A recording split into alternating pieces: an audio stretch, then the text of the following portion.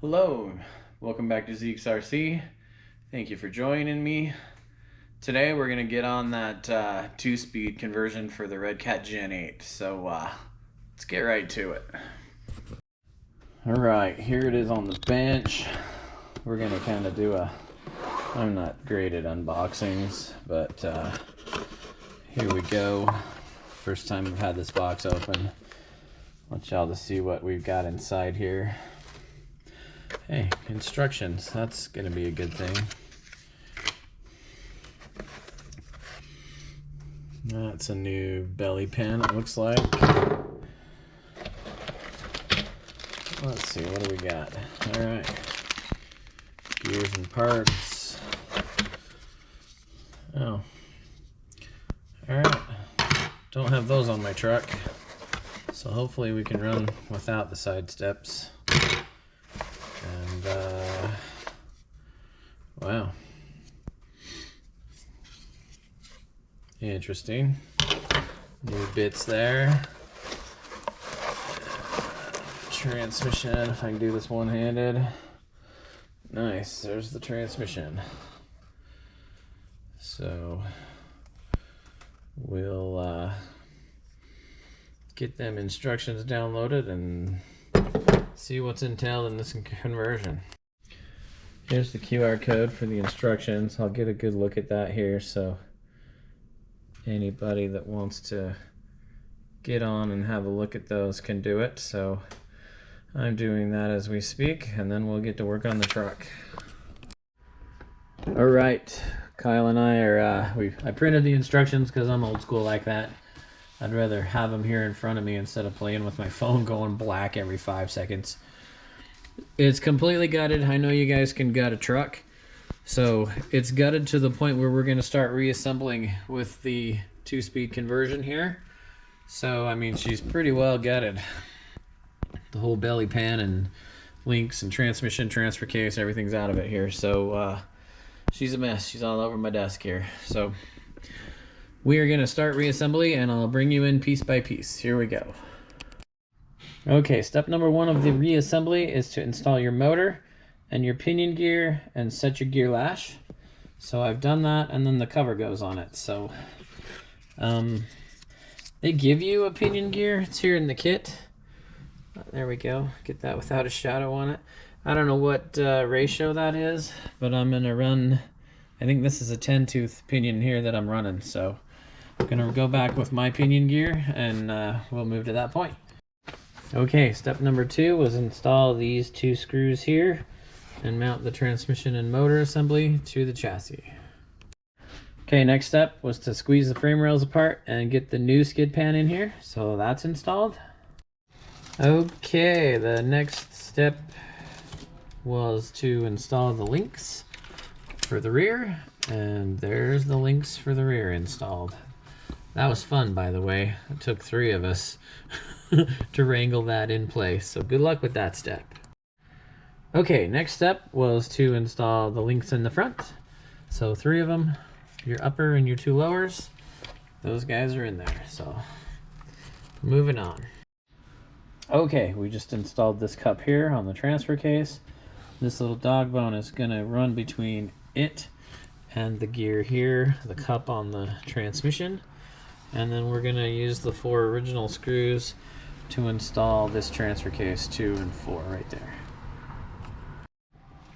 Okay, the next step was to install that transfer case, get the 2 drive lines splined, and then install the little dog bone between the transmission and the transfer case. And all of that was kind of fun, but she's in there and assembled. Okay, the next step was to install this side plate, and I know I mentioned before in this video that I didn't have these on this truck. I was thinking about my other Redcat, my Marksman. I've gutted it from all of these fender wells and base plates and stuff, but the Gen 8 still has them. So this one was a little bit of a fire drill because the transmission's mounted here and here. So loosen both of these this bolt, and as you try to tighten that one, and then start these others here and there, and these other 2 here, to get all that finger tight first and aligned, and then tighten them down. So loosening that transmission back up helped with getting this one in, just as a tip there. Okay, on to the other side. Okay, other one is installed. The two long ones here and the two short ones here. Easy peasy, just put it on. Okay, next step was to put this guy on, and wow, it's been like 2 eternities later. So tip, this here screw that goes through the frame rail, do that one first, because the hole in this is kind of askew. So start this one first before you put any other screws in this thing. And yeah, that's what we learned doing that one. So moving on. Okay, so we put my rock sliders back on both sides. I mounted my ESC. Yes, I'm running a 1080 in this guy with the switch. Mounted the switch, run all my electrical. We hooked the motor up. I still have to run the steer servo and mount the receiver here. I did change to gonna run a FlySky GT5. Here she is on this guy now. So instead of the Redcat, man, I can't do this one-handed. Instead of the Redcat receiver, we're running a FlySky receiver. So I just have to was planning on a full-size servo here, and this is dedicated to a micro servo. So I got to run over to the local hobby store and grab a micro servo, and we'll finish this install. So stay tuned. Okay, we're back. I just picked up this guy. Waterproof micro servo, and we'll get on with the install. Okay, so after a second trip to the hobby store, I have this servo, and the difference is the diameter of the drive shaft here on this guy here is quite a bit smaller than the first one I had. So I would recommend that you take this here servo horn, that guy there, out of this kit and take it to your hobby store with you and get your servo after you pick up this kit. Okay, after a whole bunch of goofing around here and waiting a week for parts and stuff, I have a 2-speed servo in this Gen 8. It says to adjust your endpoints up to 4 millimeters of throw. I have it on channel 3 in this FlySky GT5, and I'll show you that there's 57% and 26% in the throw there. Watch this. That's all you need. That gets her done there. So 57, 26, and that shifts her plenty good. So all right, we're adjusted. It's functional.